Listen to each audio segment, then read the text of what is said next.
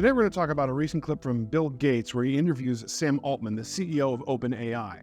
They're talking about AI regulation and how they can control this tool that they've developed. They eventually reach the conclusion of a need for global government. I'm going to tell you why that's going to eventually fail and how their attitudes can connect to a profitability mindset.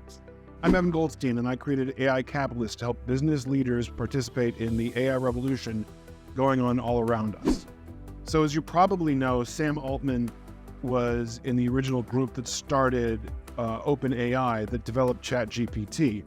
Now, all of these AI tools that you're seeing around with Claude, Quill, and some other tools are actually plugging into ChatGPT in the background. Other than Google Bard, Sam Altman's software is what's sort of driving the engine behind all of this AI development, like new apps that we're seeing everywhere that are pushing into the business world. Here's a clip of Bill Gates, and he's talking about a meeting he had with the Senate. You and I were both part of a Senate education session, and I was pleased that I think about 30 senators came to that, and helping them get up to speed. I think we should notice that this meeting with the senators was only with the big names that you hear in the news already. So Bill Gates, who ran Microsoft, you had Sam Altman of OpenAI, and the ever-famous Elon Musk, etc. Obviously, they probably had the best of intentions, but what seems to be forming up is a cabal of tech wizards who go to all these hearings and give all these speeches. They all had the similar career path of starting companies in their garages from scratch, and now they're all worth billions and billions of dollars. The risk here is that the people advising the government on how to regulate AI are all of the same overall mindset and all from the same bubble. What's at risk here is regulatory capture. An example of regulatory capture is in the field of tax preparation. It used to be in the United States, you could take a minimal amount of education and you could become a tax preparer. Then some of the larger tax preparation professional firms got involved and worked with the government to write legislation that introduced all sorts of licensing and legal requirements, which essentially made it impossible to be a sole proprietor tax preparer. Big players had the resources to fulfill all of the requirements set out by the legislation that they themselves wrote and had the government push through. The independent taxpayers lost their livelihood because they couldn't live up to it, and they had to go find other work. All that was left was a big tax preparer oligopoly.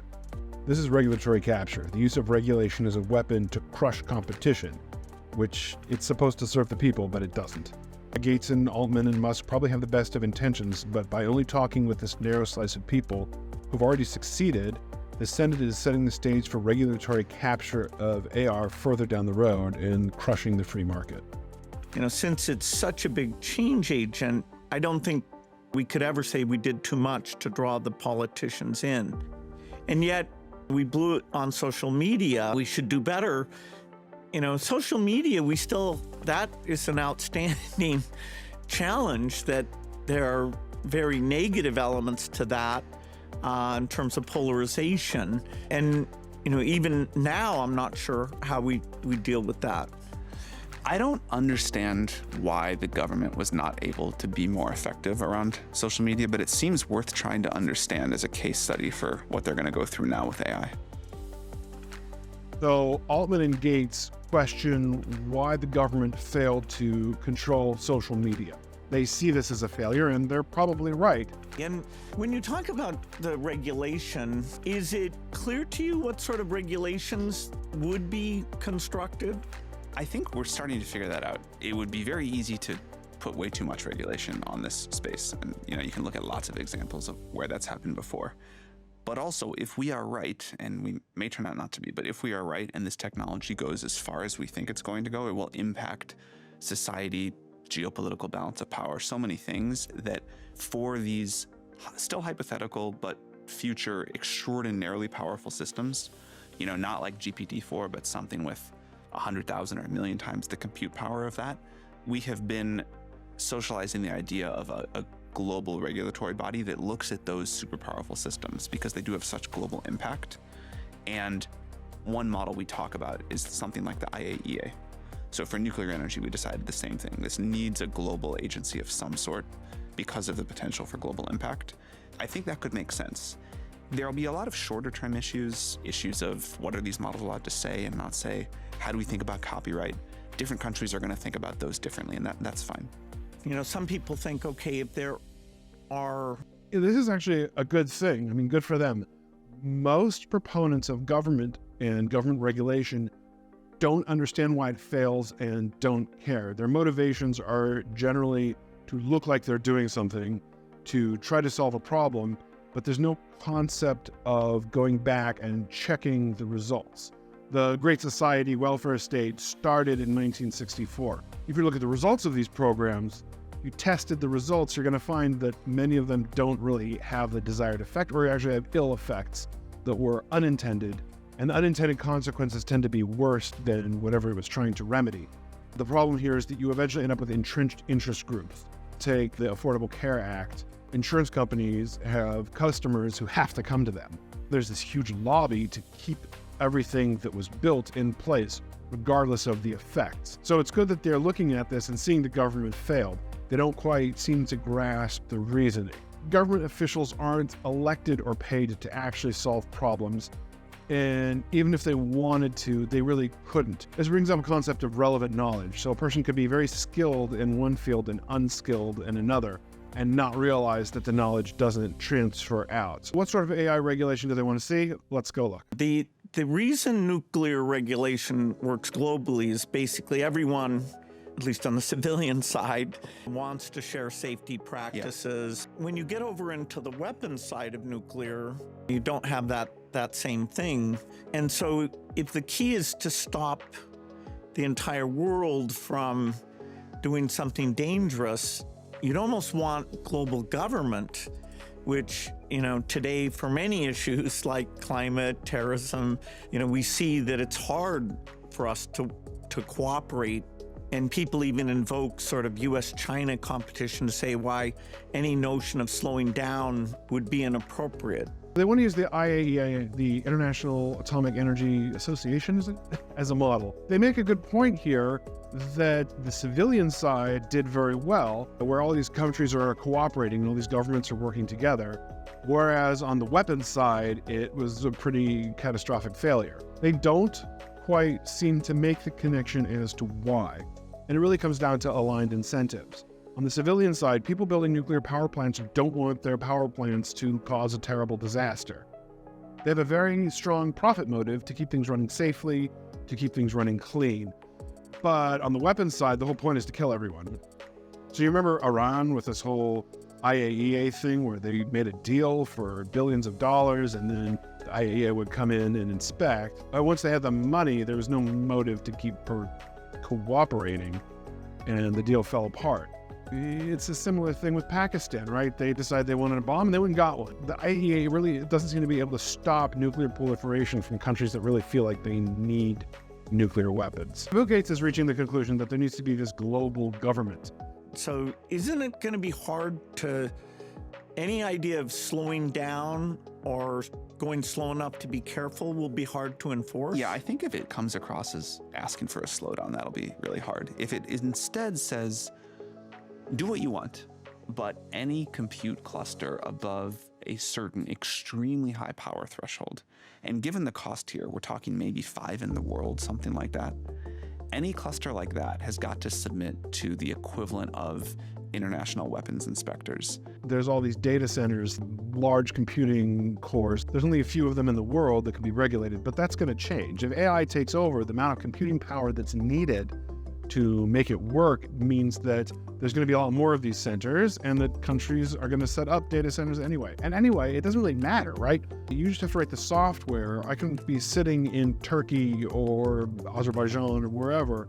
I can sit here on my laptop and I can write the software and I can run it on another server. And it's very hard to figure out what's going on. It's not like you shoot a nuclear weapon, you can watch it go. Or if they're developing nuclear weapons, as the comparison, they're bringing huge amounts of uranium ore in. You have to procure centrifuges. You have to have the expertise in place. There's a whole huge industrial complex that goes into building nuclear weapons. With AI, it's a laptop connected to the internet, and you can do quite a bit of damage.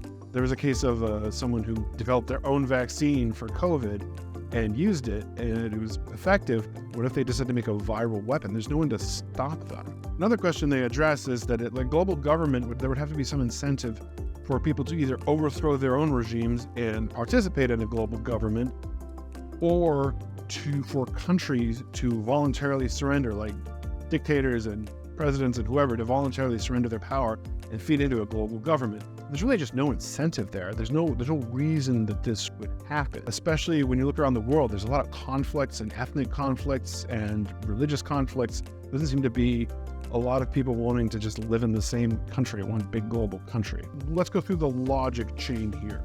They've made this tool, it's dangerous, they want to control it. They have some sense of, guilt or responsibility about what they've created.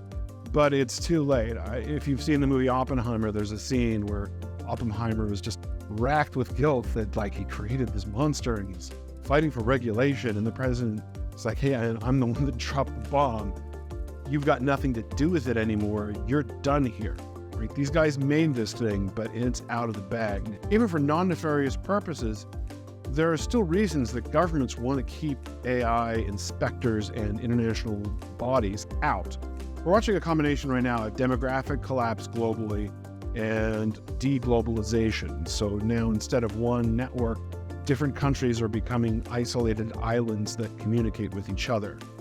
And that trend's going to keep going as the United States continues to withdraw from world affairs. The governments that can attract technical people to live within their jurisdictions are the ones that are going to come out ahead in this. So let's suppose that a government wanted to set up an AI free zone. Everywhere else in the world, AI is regulated and controlled. Let's just make up the country that they used in the West Wing, Waziristan, right? That was the big bad guy country. But even if they weren't a big bad guy country, let's say Waziristan realizes that things are breaking apart in the world and global trade, and they need to secure themselves. They need to secure a bunch of technical experts inside of their country.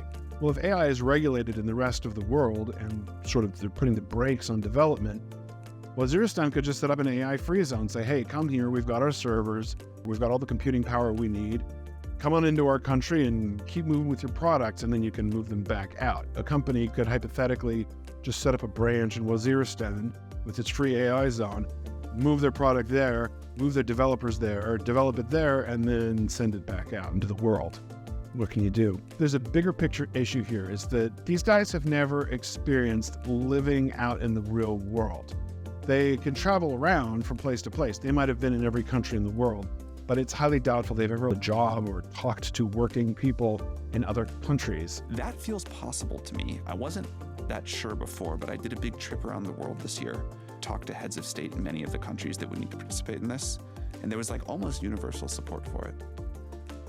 There's a global class that's growing, jet setter types. I've seen similar things in Tel Aviv. So in the knowledge economy, if you can program, you can compete globally for jobs. People will hire you remotely, unlike other professions. So there's this sort of upper crust of people who are earning Western salaries while living in Tel Aviv. Meanwhile, the rest of the people, not just the plumbers and janitors and auto repair people, but even chemical engineers, get paid about a quarter or a third of the wages that they would earn in the United States or in a Western country, even though the cost of living is the same. So there's this big divide now, and Altman and Gates and these guys are living on the top part of this divide. It tends to kind of screw with people's brains. These two guys are assuming that they have expert knowledge in a field that they don't. They're very bright. They were able to build huge companies and develop technical products that everybody uses that really revolutionize the world. But they don't know anything about how governments work, what incentive structures are, and why people do the things they do. They work with computers, not people. In the same way, government officials, they understand exactly why people do what they do. They're very, very good at figuring out how to incentivize people to vote for them. They don't really know anything about the tech world. And there's this disconnect is a big problem. Now, the general disconnect between technical people and the real world, it can have a real effect on profitability. I mean, look at Elon Musk, right? He's out there. He started several companies. He's built billions of dollars of wealth. And now he seems to be kind of off his game. He's taking over Twitter and trashing the place. He's making a much less useful platform and doesn't understand why profitability is going away. This is detachment also politically. You can see that the elites The Bill Gates types are shocked at this constant drumbeat of anti-establishment candidates are coming out of nowhere and getting elected. So you need to be a part of the cognitive elite, but what's important is to have some sort of check. That can be a reliable spouse. That's someone who's going to let you know when you're screwing up if they care about you. As AI continues to knock out jobs and job functions, as we're covering in the other videos, you're going to have less and less coworkers. There's just not going to be as many people there to tell you when you're going off course. And AI is going to hallucinate, and it's incentivized to do what you want it to do. The takeaways from this is world government isn't going to happen. AI is out of the bag. Don't lose your own grounding in reality as you continue to succeed. Stay cognitive, stay grounded, so that you can stay profitable.